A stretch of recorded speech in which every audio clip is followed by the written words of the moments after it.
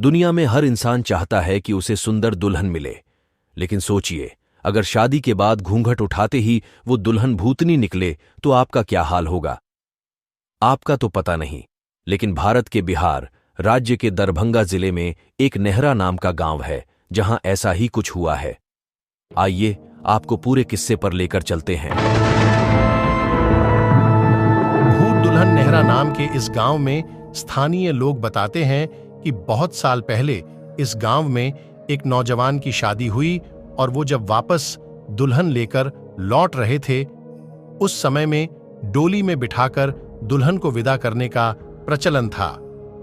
जब डोली उठाने वाले रास्ते में थक गए तो उन्होंने उस डोली को एक पेड़ डीएच के नीचे रख दिया और आराम करने लगे और उनकी आंख लग गई। कहा जाता है कि इसी दौरान एक भूतनी ने उस दुल्हन को मारकर उसके शरीर पर कब्जा कर लिया।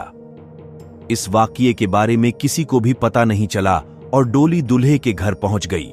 रात को जब दूल्हा सुहागरात में अपने कमरे में गया और जैसे ही दुल्हन का चेहरा देखने के लिए घूंघट उठाने लगा तो अचानक उसे जोरदार प्यास लगी और पानी पीने की इच्छा जताई।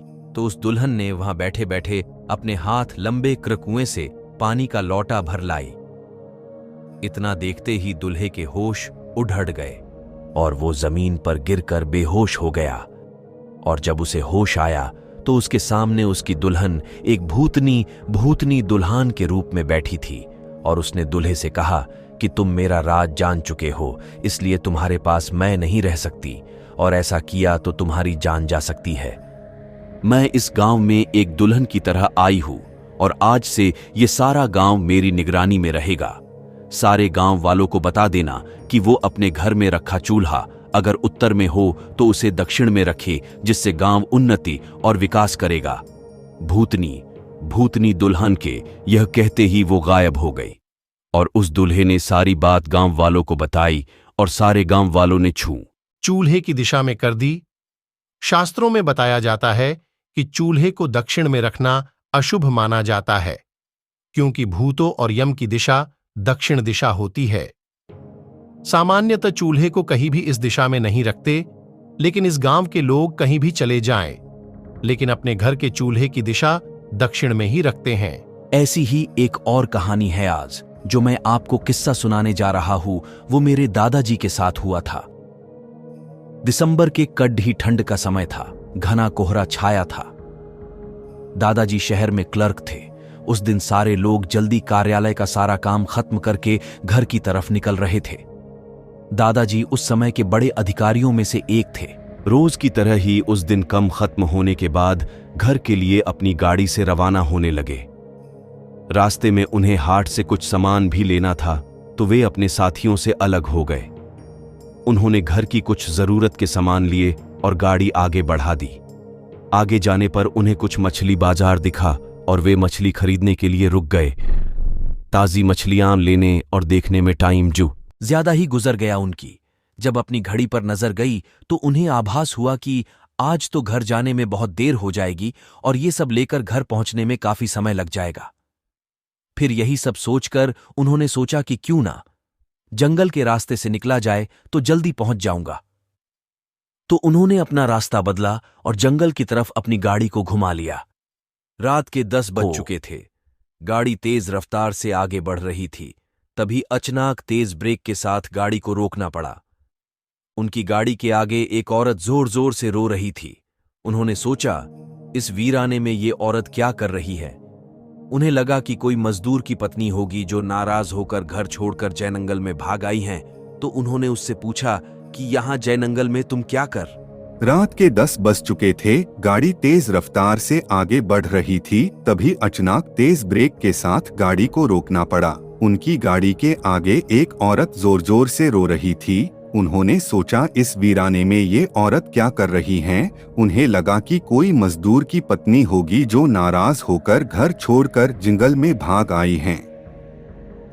लेकिन उसने कोई जवाब न देकर और जोर जोर से रोने लगी। सारे जंगल में उसकी हूँ सी सिसकियां गूंज रही थी। फिर दादाजी ने पूछा, तुम्हारा घर कहाँ है। लेकिन वो कुछ भी ना बोली। तब दादाजी ने कहा कि आज चलो मेरे घर में रहना, सुबह अपने घर चली जाना। ये जंगल बहुत सारे जंगली जानवर से भरा है रात भर, और कल सुबह अपने घर चली जाना। उसने ये सुना तो झट से तैयार हो गई और गाड़ी में पीछे की सीट पर बैठ गई। सिर में बड़ा सा घूंघट डालने की वजह से उसका चेहरा छिपा हुआ था। कुछ ही देर में गाड़ी घर के दरवाजे पे थी। घर के लोग कब से उनकी राह देख रहे थे। गाड़ी रुकते ही माँ ने पूछा, आज तो बहुत देर हो गई और सारे लोग आ भी चुके हैं।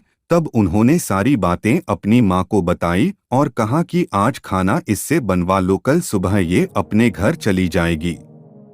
इतनी रात को बेचारी जंगल में कहाँ भटकती, इसलिए मैं ले आया।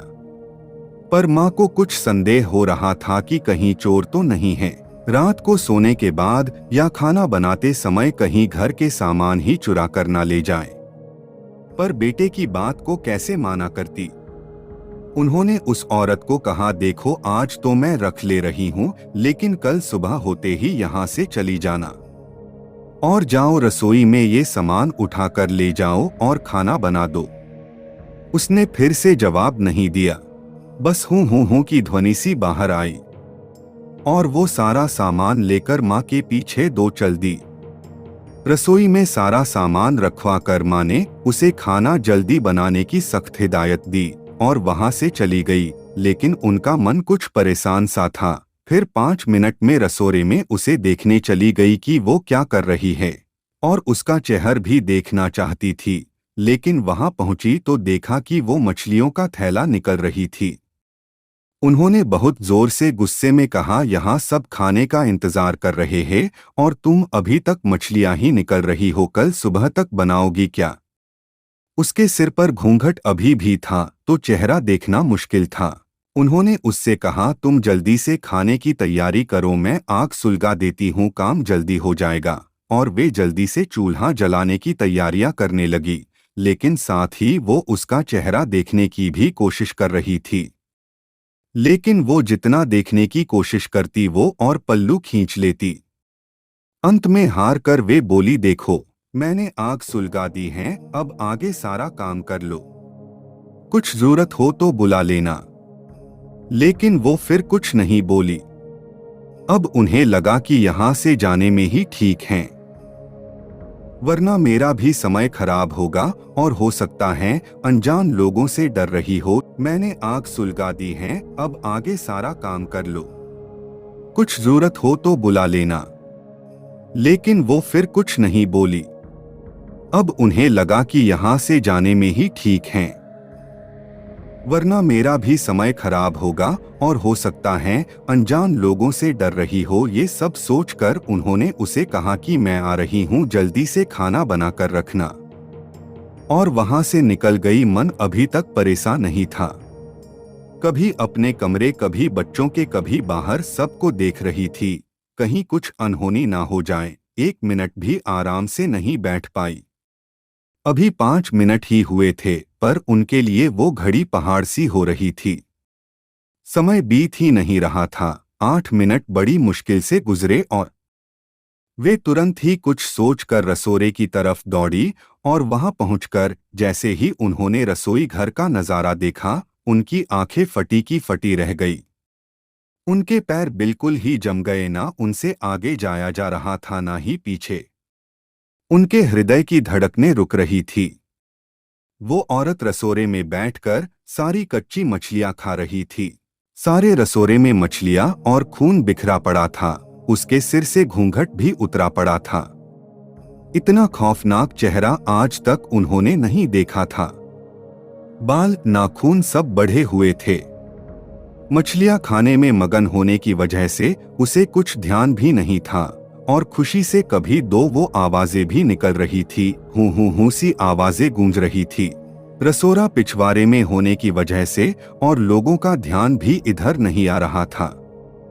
माँ को भी कुछ नहीं समझ आ रहा था कि चिल्लाने से कहीं घर के लोगों को नुकसान ना पहुँचाए। वो चुड़ैल से अपने घर को कैसे बचाए, उन्हें समझ नहीं आ रहा था। बस भगवान का नाम ही उनके दिमाग में आ रहा था। अचानक वे आगे बढ़ने लगी उसकी तरफ और झट से एक थाल लिया और चूल्हे की तरफ दौड़ी। उस चुड़ैल की नजर भी माँ पर पड़ चुकी थी, सो वो भी कुछ सोचकर उठी अपनी जगह से। माँ कुछ भी देर नहीं करना चाहती थी। उन्हें पता था कि आज अगर जरा सी भी लापरवाही हुई तो अनहोनी हो जाएगी। उस चुड़ैल के कुछ करने से पहले ही उन्हें चूल्हे तक पहुंचना था और चूल्हे के पास पहुंचकर उन्होंने जलता हुआ कोयला थाल में भर लिया और चुड़ैल की तरफ लेकर जोर से फेंका। आग की जलन की वजह से वो अजीब सी डरावनी आवाजें निकालने लगी। अब तो उसकी आवाजें बाहर भी जा रही थी। सारे लोग बाहर से रसोरे की तरफ भागे। वो चुड़ैल जोर दो से हूँ की आवाज आए निकाल रही थी और पूरे रसोरे में दौड़ रही थी और माँ को पकड़ना भी चाह रही थी। लेकिन अब सारे लग रसोरे में आ चुके थे तो लोगों की भीड़ देखकर वो और भी डर गई थी। लोगों की भीड़ को ठेलती हुई वो बाहर जंगल की तरफ भागी और सारे लोग ये मंजर देखकर डरे सहमे से खड़े थे और मन ही मन माँ की हिम्मत की दाद दे रहे थे। तो ऐसे छूटा चुड़ैल से पीछा।